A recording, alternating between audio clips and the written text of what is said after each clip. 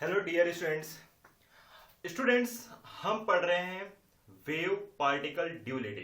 ठीक है students, photo electric effect की स्टडी करते ही हमें यह पता चल जाता है कि जो भी इलेक्ट्रोमैग्नेटिक रेडिएशन है उनके पास ड्यूअल नेचर है, वेव नेचर भी है और पार्टिकल नेचर भी है। फोटो इलेक्ट्रिक इफेक्ट के पहले तक, ठीक है ना, फोटो इलेक्ट्रिक इफेक्ट का जो एक्सपेरिमेंट था वो परफॉर्म होने के पहले तक सभी को ऐसा लगता था कि जो लाइट है, ठीक है ना, उसके पास वेव नेचर है। लेकिन जैसे ही photo electric effect Einstein sir उसको प्रूव करते हैं तो उसके बाद ये चीज क्लियर हो जाती है कि जो लाइट है उसके पास ड्यूअल नेचर है। या आप इस तरीके से भी कह सकते हैं कि जो इलेक्ट्रोमैग्नेटिक रेडिएशंस होते हैं, इलेक्ट्रोमैग्नेटिक रेडिएशन, उनके पास ड्यूअल नेचर होता है। वो पार्टिकल्स भी होते हैं और वेव नेचर भी होते हैं। Students,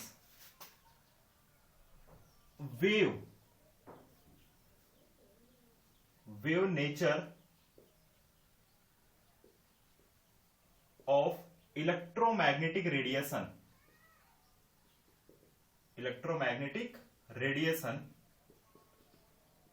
perform interference, diffraction and polarisation. ठीक है, अब स्टूडेंट्स आप इस तरीके से कह सकते हो कि इंटरफेरेंस, डिफ्रैक्शन एंड पोलराइजेशन, ये जो फिनोमेना है ये वेव नेचर को सपोर्ट करते हैं, या wave nature of electromagnetic radiation इन चीजों को परफॉर्म करती है, इंटरफेरेंस, डिफ्रैक्शन एंड पोलराइजेशन। इसी तरीके से स्टूडेंट्स जो क्वांटम थ्योरी है ना, क्वांटम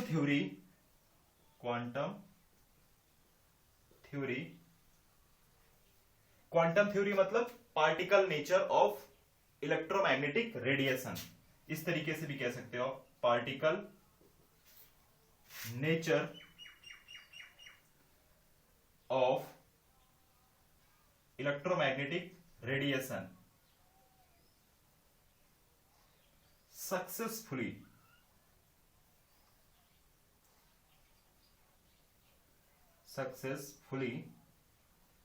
explained photoelectric effect,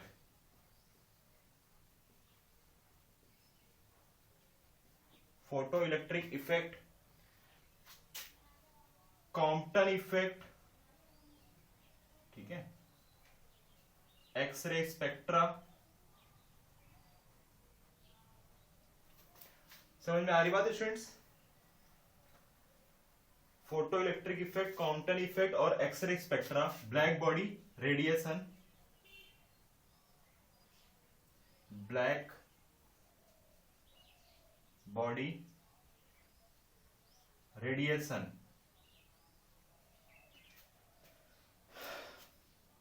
अब स्टूडेंट्स देखिए, इलेक्ट्रोमैग्नेटिक रेडिएशन में जब हम पार्टिकल नेचर की बात करते हैं तो पार्टिकल नेचर ने सक्सेसफुली फोटो इलेक्ट्रिक इफेक्ट को एक्सप्लेन किया, कॉम्पटन इफेक्ट को एक्सप्लेन कर दिया है, एक्सरे स्पेक्ट्रा इफेक्ट को भी एक्सप्लेन किया, इवन ब्लैक बॉडी रेडिएशंस को भी। तो स्टूडेंट्स एक चीज तो यहां पे क्लियर हो जाती है कि रेडिएशन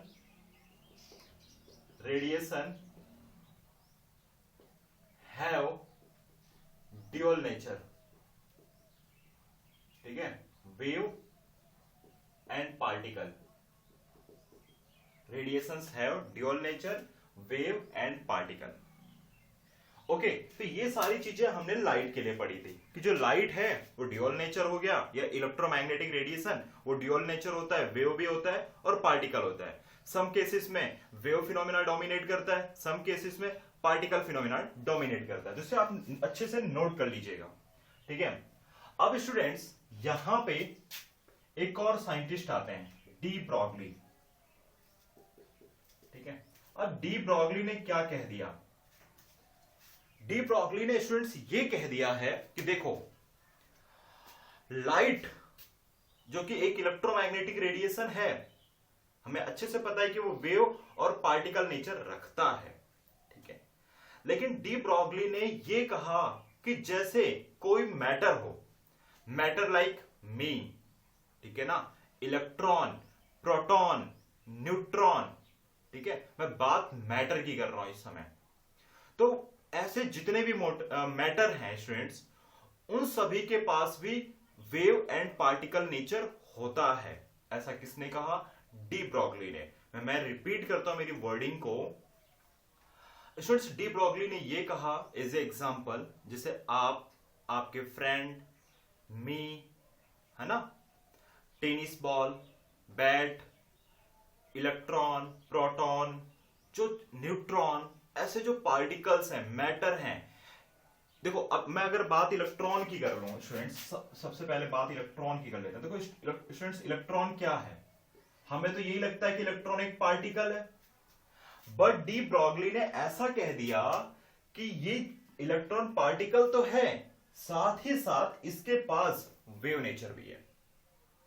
अगर मैं मूव करता हूं, मैं चलता हूं, तो मेरे पास भी एक वेव होती है। जब टेनिस बॉल ट्रैवल कर रही होती है, जब बैट्समैन इसको शॉट लगाता है और टेनिस बॉल ट्रैवल कर रही होती है, ठीक है ना, तो स्टूडेंट्स उसके पास भी क्या होता है? एक वेव नेचर भी होता है। देखो, बॉल एक पार्टिकल है, ये हमें पता है, पर उसके पास एक वेव भी है। ऐसा किसने कहा? ऐसा डी ब्रॉगली ने कहा है, मैटर वेव्स। समझ में आ रही बात है स्टूडेंट्स? तो मैं इनकी स्टेटमेंट बता दूं। According to de Broglie, according to de Broglie, every moving particle, every moving particle associated with wave। एक छोटी सी लाइन है, लेकिन इस छोटे से स्टेटमेंट के लिए स्टूडेंट्स डी ब्रॉगली को नोबेल प्राइज मिला था। देखो कितनी बड़ी बात उन्होंने कह दी कि देखो, every moving particle associated with wave. समझ में आ रहा है? तो उसी को स्टूडेंट्स हम कहते हैं, जो यहां पर वेव बनेगी, उसी वेव को हम मैटर वेव्स कहते हैं, ठीक है। अब इलेक्ट्रॉन जो कि पार्टिकल है, as well as wave nature also. समझ में आया स्टूडेंट्स कि इलेक्ट्रॉन पार्टिकल तो है, as well as wave nature भी उसके पास होता है, ठीक है। तो यानी जितने पार्टिकल हैं, every particle like electron, proton, neutron, etcetera have dual nature.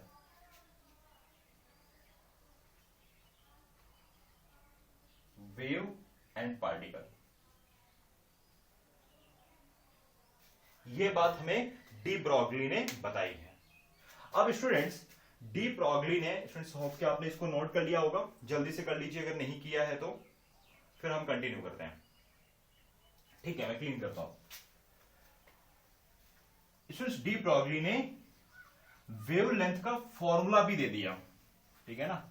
D Broglie ने वेवलेंथ का फॉर्मूला भी दिया, और उन्होंने वो फॉर्मूला लाइट में, जब हम बात फोटो इलेक्ट्रिक इफेक्ट की कर रहे थे, तो वहां पे फोटोन की वेवलेंथ का और मोमेंटम का जो फॉर्मूला था, वहीं से डी ब्रॉगली ने इलेक्ट्रॉन प्रोटॉन के लिए भी फॉर्मूले बनाए हैं। देखते हैं स्टूडेंट्स, आपको पता है कि energy, according to Einstein, energy of photon, energy of photon, according to Einstein, energy of photon क्या होता है स्टूडेंट्स? वो होता है E equal to mc square. समझ में आई बात है स्टूडेंट्स?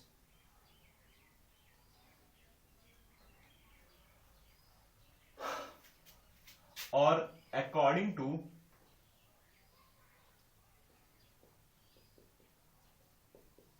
क्वांटम थ्योरी,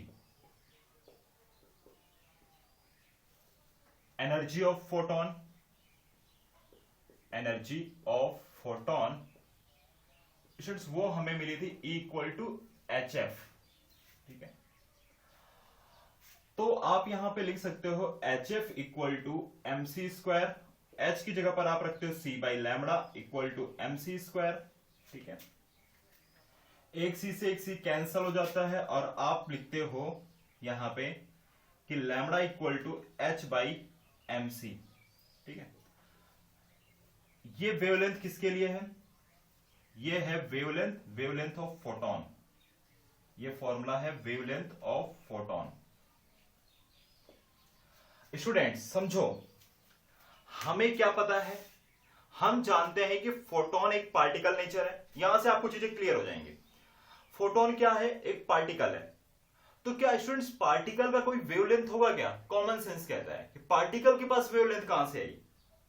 पार्टिकल के पास वेवलेंथ इसलिए आई क्योंकि पार्टिकल के पास वेव नेचर भी होता है। ऐसा हमें डी ब्रॉगली ने कहा। Every moving particle associated with wave, जितने भी पार्टिकल्स होते हैं उनके पास ड्यूअल नेचर होता है। पार्टिकल तो वो हैं, साथ में उनके पास वेव भी होती है। अगर उनके पास वेव नेचर भी है तो उस वेव का एक वेवलेंथ भी होगा। स्टूडेंट्स क्या मेरी बात आपको क्लियर हो पा रही है? बिल्कुल इजी स्टेटमेंट है कि अगर फोटोन एक पार्टिकल है तो उसके पास वेवलेंथ कहां से आई?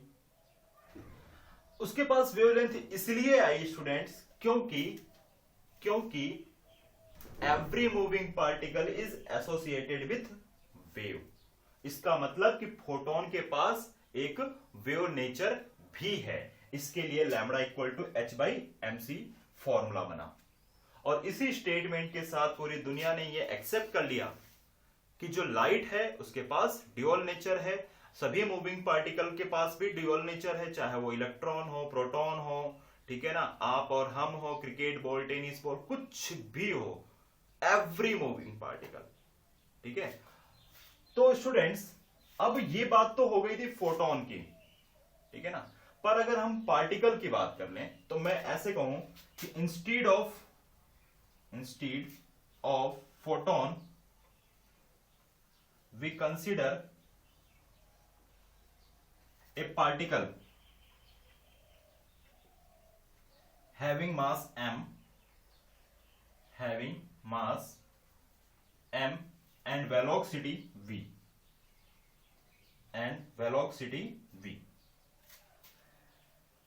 ठीक है। then wavelength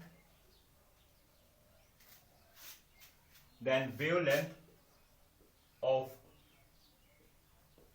particle is lambda equal to h by mv। ठीक है स्टूडेंट्स, अगर हम फोटोन को रिप्लेस कर दें किसी पार्टिकल के साथ में, है ना, instead of photon we consider a particle having mass m and velocity v, then wavelength of particle is lambda equal to h by mv। तो स्टूडेंट्स ये जो वेवलेंथ का फॉर्मूला है इसको कहते हैं हम डी ब्रॉगली वेवलेंथ, क्योंकि ये फॉर्मूला हमें किसने दिया स्टूडेंट्स? डी ब्रॉगली ने दिया। तो कभी भी आपसे कहा जाए डी ब्रॉगली वेवलेंथ का फॉर्मूला क्या होने वाला है, तो वो होगा lambda equal to h by m b. ठीक है, देखिए स्टूडेंट्स यहां पे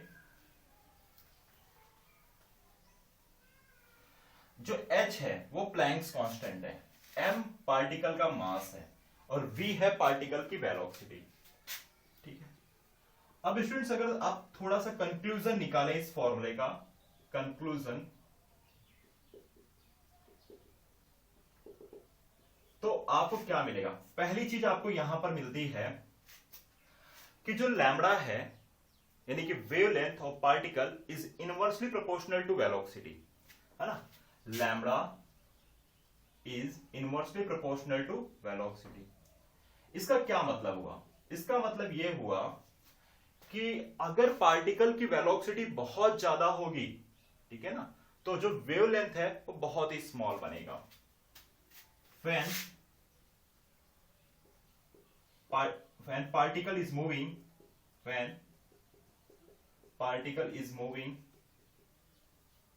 moving very fast than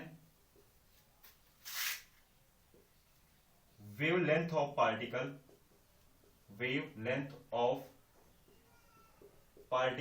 is very small। ठीक है, ये तो पहली बात हो गई।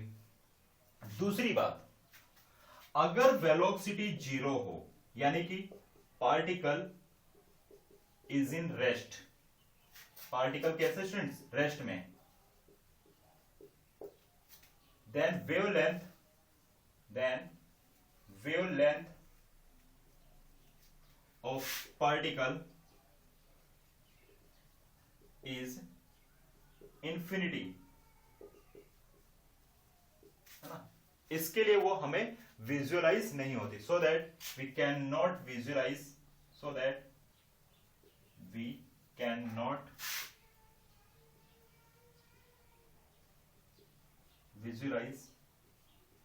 the wavelength। ठीक है। तीसरी बात है स्टूडेंट्स, यहां पे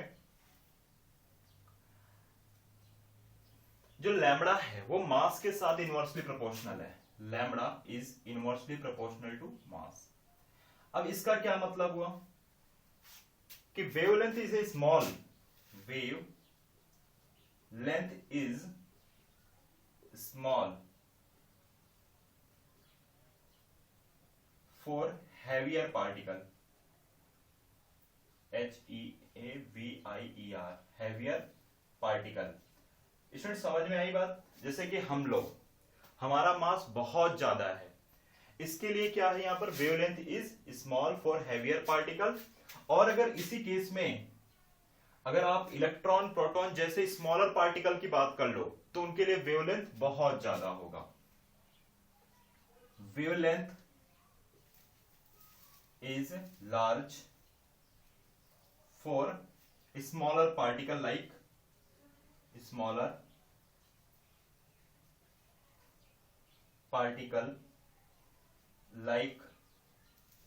electron, proton, neutron etc।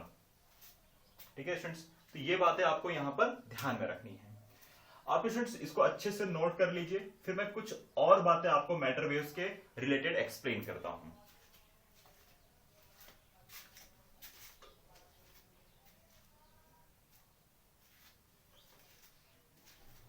Okay students, चलिए एक बार फिर से फॉर्मूला देखिए, lambda equal to h by m v. Students देखिए यहां पर चार्ज की कोई बात नहीं की गई है, तो आप कह सकते हो यहां पे कि wavelength of matter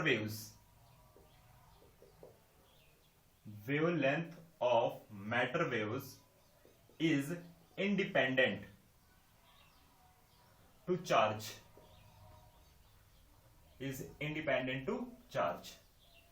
students matter waves को ट्रेवल होने के लिए मीडियम की जरूरत नहीं है। Like electromagnetic wave, matter waves like electromagnetic wave does not need medium to travel,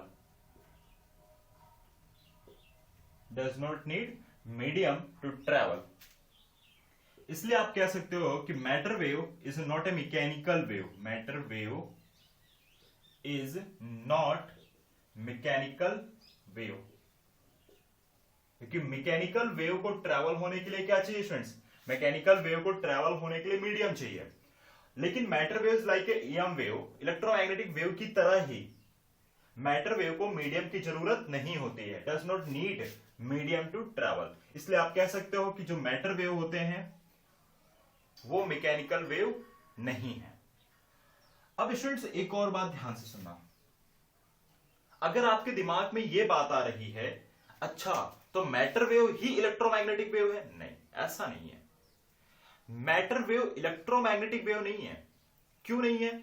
क्योंकि इलेक्ट्रोमैग्नेटिक वेव को प्रोड्यूस करने के लिए एक्सिलरेटेड चार्ज होना चाहिए, ठीक है ना। इलेक्ट्रोमैग्नेटिक रेडिएशन या electromagnetic wave produce by accelerated charge, but matter wave को प्रोड्यूस करने के लिए ऐसा कुछ नहीं है। Every particle associated with wave, समझ आई बात स्टूडेंट्स। तो मैटर वेव को प्रोड्यूस करने के लिए एक्सिलरेटेड चार्ज की नेसेसिटीज नहीं है। तो आप कह सकते हो यहां पे matter wave is not electromagnetic wave, electromagnetic wave, ठीक है। Because EM wave produced by, EM wave कैसे प्रोड्यूस होती है? EM wave produced by accelerated charge,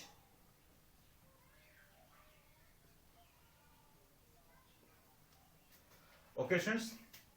तो ये चीजें कुछ मैटर वेव से रिलेटेड थी, वेवलेंथ के फॉर्मूले पे। तो मैंने आपको सारी चीजें एक्सप्लेन कर दी हैं, इन्हें आप अच्छे से नोट करो, फिर आगे हम कंटिन्यू करेंगे, ठीक है।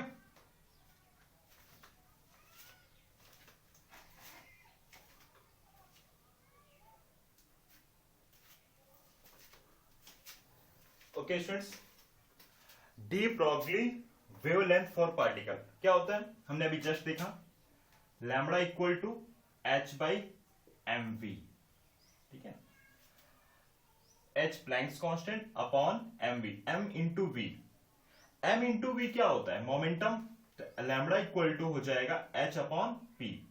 मैं यहां लिख देता हूं, p क्या है स्टूडेंट्स? मोमेंटम ऑफ पार्टिकल, ठीक है। अब स्टूडेंट्स देखिए, इसको आप दे दीजिए equation number 1। Students kinetic energy की मैं बात करूं, kinetic energy of particle, particle की जो काइनेटिक एनर्जी है वो क्या होगी? Half M V square. तो kinetic energy of particle and momentum का रिलेशन आपको पता होगा, मैंने आपको एक्सप्लेन भी किया है। Kinetic energy relation between kinetic energy and momentum, P for momentum, Ke मतलब काइनेटिक एनर्जी। क्या होता है स्टूडेंट्स? वो होता है P square by 2m equal to kinetic energy. मैंने बहुत बार आपको एक्सप्लेन किया ये, ठीक है। तो ऐसे मैं उम्मीद करता हूं आपको ये फॉर्मूला याद होगा। तो स्टूडेंट्स यहां हो जाएगा P square 2m into K into E, है ना। ये हो गई आपकी काइनेटिक एनर्जी। तो स्टूडेंट्स P क्या हो जाएगा? P होगा root 2m into kinetic energy. अगर मोमेंटम की ये वाली वैल्यू मैं इक्वेशन 1 के साथ रिप्लेस कर दूं तो लैम्बडा क्या मिल जाएगा? यानी ये लैम्बडा क्या है? D Broglie wavelength of particle, वो हो जाएगा h upon 2m into kinetic energy of particle. तो इसको आपको ध्यान रखना है, एक फॉर्मूला ये बनता है, this is the equation number 2, ठीक है। स्टूडेंट्स एक और फॉर्मूला देखते हैं। इफ पार्टिकल इज, सुनो एक minute, if particle have a charge q, if particle have charge q is accelerated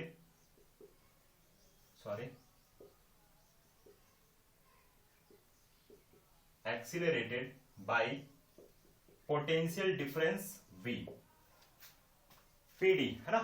if particle have charge q is accelerated by potential difference v, तो students आपको पता है कि वर्क डन इक्वल टू क्या हो जाता है? Q इंटू वी, और वर्क डन इक्वल टू क्या होता है? चेंज इन काइनेटिक एनर्जी, ठीक है। तो इन शॉर्ट आप कह सकते हो कि काइनेटिक एनर्जी इक्वल टू क्या हो जाएगा? Q into v. ये आपको समझ में आ गया होगा। Work done equal to Q into v, charge into potential, है ना, जिसको आप वोल्टेज भी कहते हो, Q इंटू वी हो गया। वर्क डन इक्वल टू होता है काइनेटिक एनर्जी, तो काइनेटिक एनर्जी इक्वल टू क्या लिख सकते हैं आप, Q into v equal to W, है ना। W क्या है आपका, वर्क डन। तो students kinetic energy equal to Q into v, तो इस वैल्यू को अगर मैं यहां पर पुटअप कर दूं तो लैम्बडा इक्वल टू क्या हो जाएगा, लैम्बडा इक्वल टू हो जाएगा स्टूडेंट्स यहां पे 2m into Q into we. समझ में आया स्टूडेंट्स, लैम्बडा इक्वल टू क्या हो जाएगा स्टूडेंट्स, यहां पर लैम्बडा इक्वल टू हो जाएगा h upon root 2m into v, ठीक है। तो डी ब्रॉगली वेवलेंथ का यह फॉर्मूला भी बनता है, ठीक है। तो स्टूडेंट्स इन सभी फॉर्मूले को आप नोट कर लीजिए। फिर हम बात करते हैं इलेक्ट्रॉन की, जहां पर हम एक एग्जांपल लेके देखेंगे इलेक्ट्रॉन का, और देखते हैं कि वहां पर डी ब्रॉगली वेवलेंथ का फॉर्मूला क्या होने वाला है इलेक्ट्रॉन के लिए, ठीक है। ओके स्टूडेंट्स, तो आपने इसको नोट कर लिया होगा। अब हम आगे कंटिन्यू करते हैं।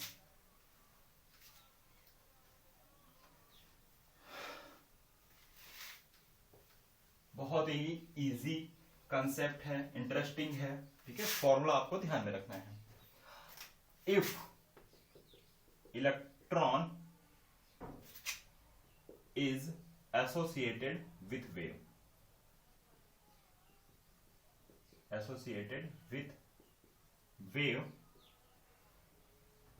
then de Broglie wavelength for electron, de Broglie wavelength for electron। अब स्टूडेंट्स हम किसकी बात करने जा रहे हैं, इलेक्ट्रॉन की। स्टूडेंट्स मास ऑफ इलेक्ट्रॉन क्या होता है, 9.1 इंटू 10 की पावर -31 kg, और चार्ज ऑफ इलेक्ट्रॉन, यानी अगर मैं एक इलेक्ट्रॉन के चार्ज की बात करूं तो वो होगा 1.6 इंटू 10 की पावर -19 कूलम, ठीक है। स्टूडेंट्स देखिए यहां पे ध्यान से, लैम्बडा इक्वल टू क्या है स्टूडेंट्स, h अपॉन mv, यही था ना फॉर्मूला आपका। तो स्टूडेंट्स v इक्वल टू क्या लिखा जा सकता है,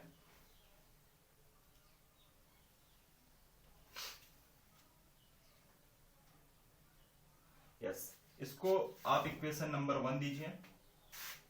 काइनेटिक एनर्जी क्या होती है, half mv square equal to आप क्या लिख सकते हो, q इंटू वी, और q की जगह पर क्या रखेंगे आप, चार्ज ऑफ इलेक्ट्रॉन। मैं एक इलेक्ट्रॉन की बात कर रहा हूं, मैं सिर्फ और सिर्फ एक सिंगल इलेक्ट्रॉन की बात कर रहा हूं, इनटू v, ठीक है। स्टूडेंट्स ये वाला जो v है, ये वाली जो v, ये है वेलोसिटी, है ना, और ये है पोटेंशियल डिफरेंस v, ठीक है।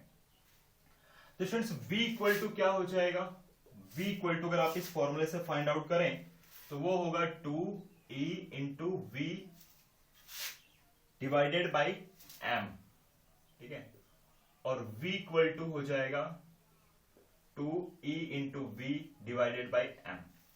स्टूडेंट्स एक बार मैं फिर से आपको बता दूं कि ये v है वोल्टेज, और ये वाली जो v है वो वेलोसिटी है ऑफ इलेक्ट्रॉन, कंफ्यूजन नहीं चाहिए। और ये है me, मतलब मास ऑफ इलेक्ट्रॉन, ठीक है। यहां पे मैं लिख देता हूं जिससे आपको समझ में आए, मास ऑफ इलेक्ट्रॉन। स्टूडेंट्स ये वाली वैल्यू आप इक्वेशन नंबर 1 में रख दीजिए।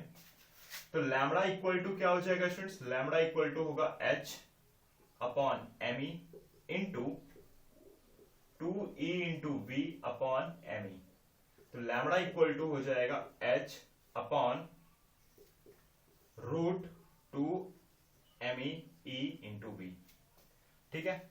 अब स्टूडेंट्स ये वेवलेंथ किसके लिए हम फाइंड आउट कर रहे हैं, ये वेवलेंथ हम फाइंड आउट कर रहे हैं इलेक्ट्रॉन के लिए। चलिए वैल्यू पुट अप करिए यहाँ पे। h की वैल्यू कितनी होती है, 6.626 इंटू 10 की पावर -34, ठीक है, रूट 2, मास ऑफ इलेक्ट्रॉन होगा 9.1 इंटू 10 की पावर -31, ठीक है। स्टूडेंट्स इलेक्ट्रॉन का चार्ज होगा 1.6 इंटू 10 की पावर -19, ठीक है, इंटू वी। नहीं, ये रूट के अंदर ही है वी, क्योंकि पोटेंशियल डिफरेंस ये कांस्टेंट नहीं है स्टूडेंट्स, आपको पता है, ठीक है। तो स्टूडेंट्स आप इसे सॉल्व करिए।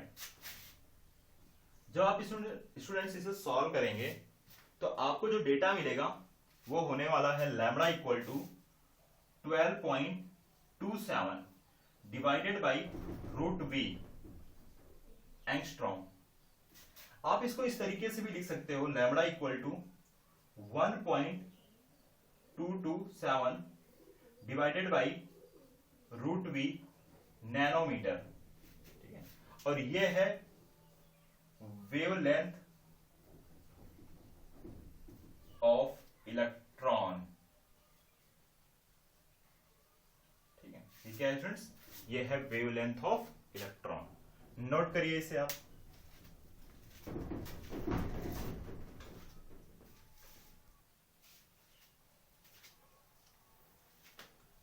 ओके स्टूडेंट्स, तो देखिए इलेक्ट्रॉन के लिए वेवलेंथ का फॉर्मूला क्या होने वाला है वो मैंने यहां पर एक्सप्लेन कर दिया आपको, ठीक है।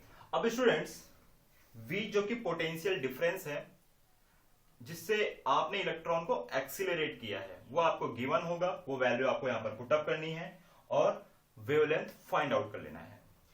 स्टूडेंट्स ये तो हमने इलेक्ट्रॉन के लिए बात की है, लेकिन सपोज करो हमारे पास गैस का कोई मॉलिक्यूल हो, ठीक है ना, तो उस केस में वेवलेंथ का फॉर्मूला क्या होगा, ठीक है। मैं एक्सप्लेन करता हूं। फॉर ए गैस मॉलिक्यूल्स देखते हैं क्या फॉर्मूला होने वाला है वेवलेंथ का, ठीक है।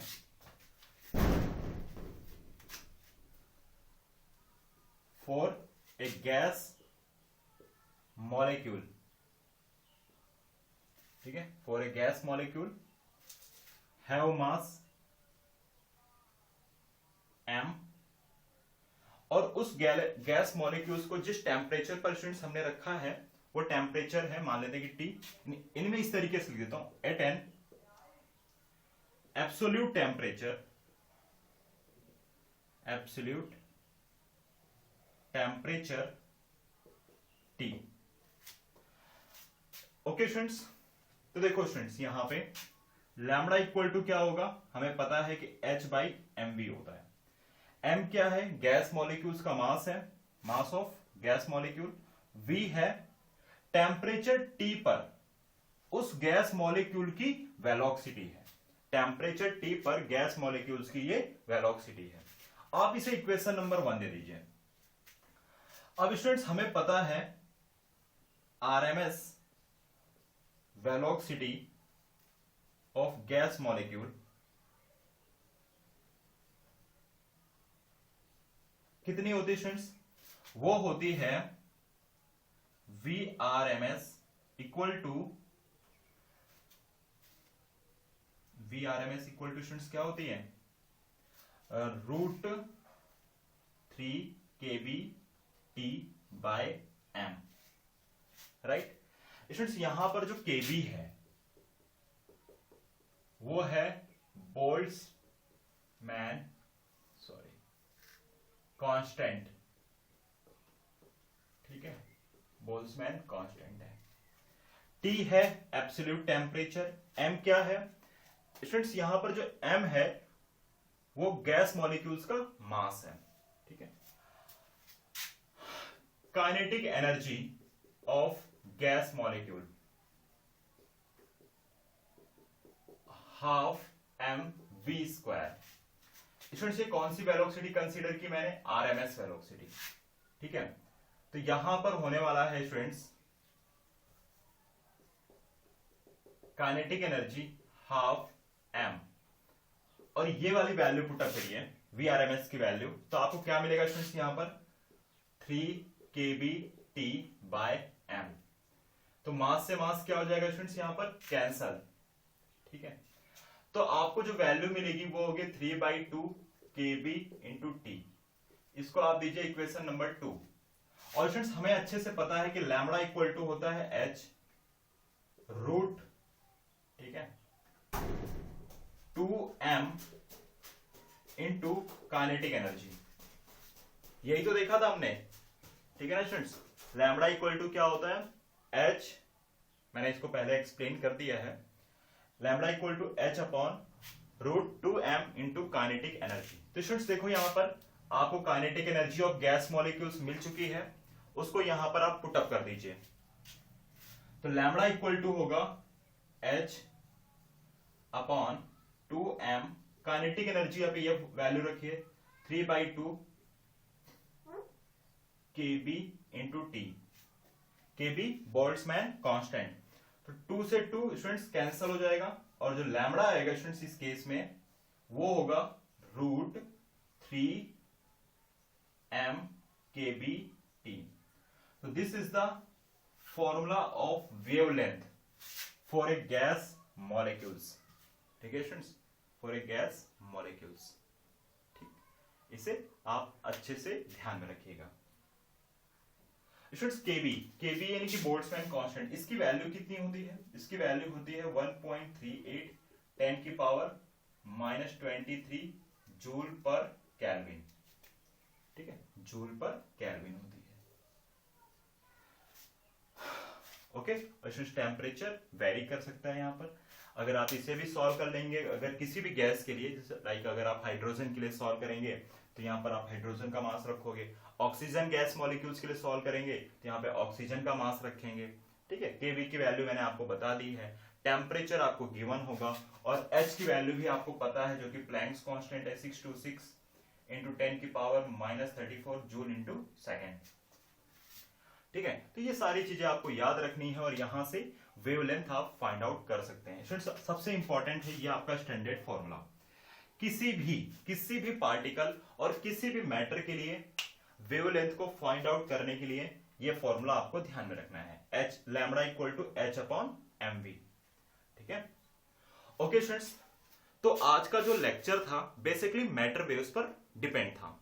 मैटर वेव्स में एट द एंड में आपको बता देता हूं ये बात कि मैटर वेव्स में ये कहा गया था कि जितने भी पार्टिकल्स होते हैं वो पार्टिकल तो हैं, साथ ही साथ वो वेव भी होते हैं, ठीक है। उनके लिए क्या फॉर्मूला होने वाला है और उनको किस तरीके से सॉल्व करना है, उनके बेस पे जो न्यूमेरिकल्स एग्जाम में आने वाले हैं वो सभी मैंने स्टूडेंट्स यहां पर एक्सप्लेन कर दिया है।